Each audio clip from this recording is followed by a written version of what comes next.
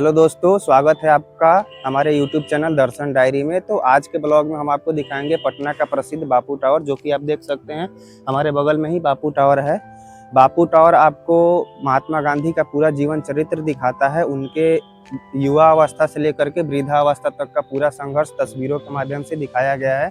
तस्वीरें ऐसी हैं कि आपको लगेगा कि तस्वीरें जिंदा हैं और कुछ कह रही हैं आपसे। तो अभी फिलहाल आप देख सकते हैं बापू टावर के आसपास का नज़ारा, कितना खूबसूरत गार्डनिंग है और साफ सफाई एकदम बेहतरीन सा है। तो अभी फिलहाल हम चलते हैं बापू टावर के अंदर, और बापू टावर के अंदर जाकर के एक एक तस्वीरें आपको डिटेल में दिखाते हैं, क्योंकि हमें और आपको दोनों एक साथ हम महात्मा गांधी के बारे में बहुत सारी चीज़ें सीख सकें। तो चलिए अंदर चलते हैं और आपको अंदर जा करके एक एक तस्वीरें दिखाते हैं डिटेल में। दोस्तों, आइए इन तस्वीरों को देखते हुए महात्मा गांधी के बारे में कुछ बातें जानते हैं। दोस्तों, महात्मा गांधी भारत एवं भारतीय स्वतंत्रता आंदोलन के एक प्रमुख राजनैतिक एवं आध्यात्मिक नेता थे। महात्मा गांधी का संघर्षपूर्ण जीवन सत्य, अहिंसा और सत्याग्रह के विचारों पर आधारित था, जिसमें उन्होंने ब्रिटिश शासन से भारत की आज़ादी के लिए कई आंदोलन जैसे कि नमक सत्याग्रह, भारत छोड़ो आंदोलन चलाए, अस्पृश्यता के खिलाफ लड़ाई लड़ी और साधारण जीवन शैली अपनाई, जिससे वे राष्ट्रपिता कहलाए। उनका संघर्ष केवल राजनीतिक ही नहीं बल्कि सामाजिक सुधारों और नैतिक मूल्यों की स्थापना का भी था, जिसे उन्होंने दक्षिण अफ्रीका में अनुभव से सीखा और भारत में लागू किया। महात्मा गांधी, जिन्हें हम बापू के नाम से जानते हैं, उनके विचार आज भी दुनिया को प्रेरित करते हैं। गांधी जी ने अन्याय के खिलाफ शांतिपूर्ण विरोध का मार्ग अपनाया, जिसे सत्याग्रह कहा गया, जिसमें सत्य और अहिंसा दो मुख्य सिद्धांत थे। गांधी जी ने कहा कि सबसे महत्वपूर्ण लड़ाई लड़ने के लिए अपने दुष्ट आत्माओं, भय और असुरक्षा जैसे तत्वों पर विजय पाना है। महात्मा गांधी जीवन का उपदेश कई लोगों को प्रेरित करती है, जो गांधी जी को अपना गुरु मानते हैं या फिर उनके विचारों को प्रसारित करते हैं। दोस्तों, राष्ट्रपिता महात्मा गांधी, जिन्हें हम प्यार से बापू कहते हैं, महान सोच वाले एक साधारण व्यक्ति थे और साधारण जीवन शैली को पसंद करते थे। वे करोड़ों देशवासियों के जीवन में बदलाव लाना चाहते थे। आज हमें जो आज़ादी मिली है दोस्तों, उनके लिए गांधी जी ने बहुत ही संघर्ष किया है और बड़ी कुर्बानियाँ दी हैं।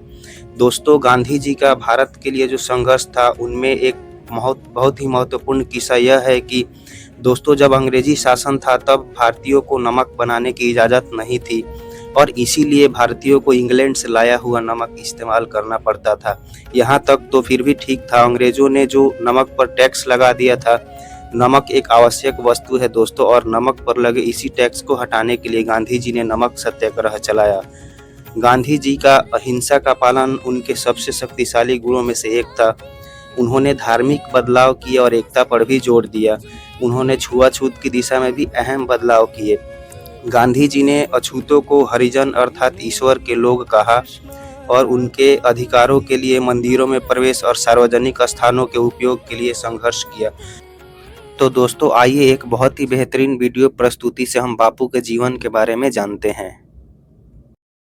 कौटिल्य और सम्राट अशोक की भूमि है। ये आर्यभट्ट और शेरशाह सूरी की भूमि है। इसी भूमि पर गुरु गोविंद सिंह और वीर कुंवर सिंह जैसे परम वीर जन्मे हैं और यहीं पर राष्ट्र कवि दिनकर और साहित्यकार वेणु जैसे विद्वानों ने अपनी कलम से दुनिया को प्रेरित किया है। गंगा की धाराओं पर जिस बिहार ने सदियों तक नालंदा और विक्रमशिला जैसे विश्वविद्यालयों में ज्ञान और मेधा से पूरे विश्व को राह दिखाई थी, वो 20वीं सदी के आगमन तक खुद अंग्रेजों के अन्याय और दमन की जंजीरों में जकड़ा हुआ था। ये वो समय था जब अंग्रेजों ने भारत को पूरी तरह गुलाम बना लिया था।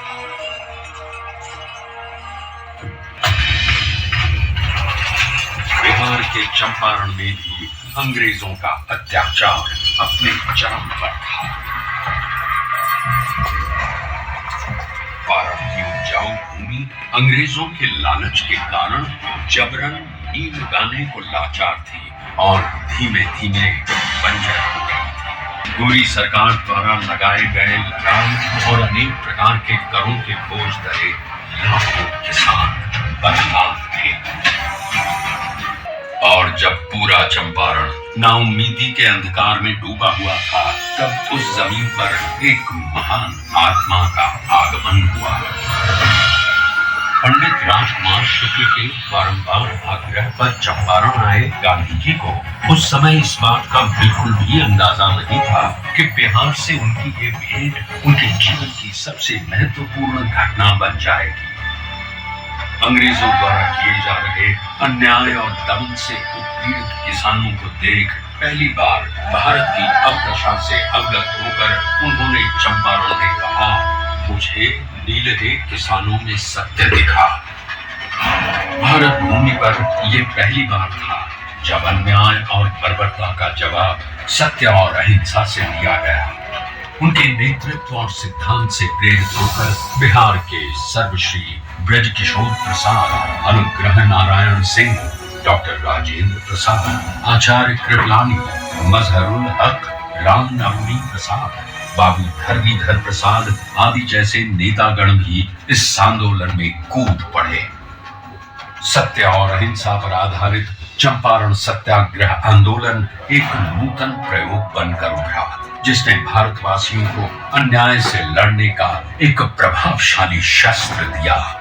चंपारण सत्याग्रह के 30 वर्षों बाद लाखों सेनानियों के बलिदान और गांधी जी के नेतृत्व में हुए कई अहिंसक आंदोलनों के कारण भारत स्वतंत्र हुआ। उनके विचारों ने न केवल देश को आजादी की राह दिखाई, बल्कि देश के सामाजिक व आर्थिक पुनरुत्थान का मूलाधार भी बने। गांधी जी और उनके चिरंतन विचार आज भी बिहार के सामाजिक ताने बाने एवं शासन की धुरी है। गांधी जी ने कहा, शराब आदमियों से न सिर्फ उसका पैसा छीन लेती है, बल्कि उसकी बुद्धि भी हर लेती है। और एक बात और गांधी जी ने कहा था, शराब पीने वाला इंसान हैवान हो जाता। गांव में पी करके आता था, अपनी कमाई का ज्यादा पैसा शराब में गंवा देता था, घर में लौटता था, पत्नी से झगड़ा करता था। अब नहीं पीते हैं, घर लौट कर आते हैं, बाजार से सब्जी खरीद कर आते हैं और अपनी पत्नी को भोजन बनाने में भी मदद करते हैं। क्या माहौल, बच्चों की पढ़ाई पर ध्यान दे रहे हैं। श्री नीतीश कुमार जी के कुशल नेतृत्व में पूरे राज्य में उनसे जुड़ी यादों को संजोए रखने का बहुमूल्य कार्य भी किया गया। भीति हरवा आश्रम एवं बुनियादी विद्यालयों का जीर्णोद्धार, गांधी मैदान पटना में गांधी जी की सबसे ऊंची कांस्य प्रतिमा, बापू सभागार पटना, बापू परीक्षा परिसर, मोतिहारी और बेतिया बापू सभागारों का निर्माण आदि कई कार्य हुए। बापू टावर के निर्माण में माननीय मुख्यमंत्री श्री नीतीश कुमार का निर्देश था कि इसे बापू के आदर्शों की ही तरह ऊंचा बनाया जाना चाहिए। हम लोगों ने तय किया कि हम सब लोग गांधी जी के विचारों को लोगों तक अवगत कराएंगे कि 10 से 15% भी नई पीढ़ी के बच्चे बच्चियों के मन में अगर गांधी जी के विचारों का आकर्षण पैदा हो गया और उसके प्रति उनके मन में समर्पण का। तो दोस्तों, ये था पटना का बापू टावर, जो कि आपने अंदर से देखा और हमारा तो अनुभव काफ़ी शानदार रहा है, बहुत ही बढ़िया रहा है, शानदार अनुभव रहा है। तो हम आपसे यही चाहेंगे कि आप भी आइए, बापू टावर को विजिट करिए और तस्वीरों के माध्यम से महात्मा गांधी का पूरा जीवन चरित्र को समझने का प्रयास कीजिए। तो ब्लॉग को यहीं पे एंड करते हैं। धन्यवाद।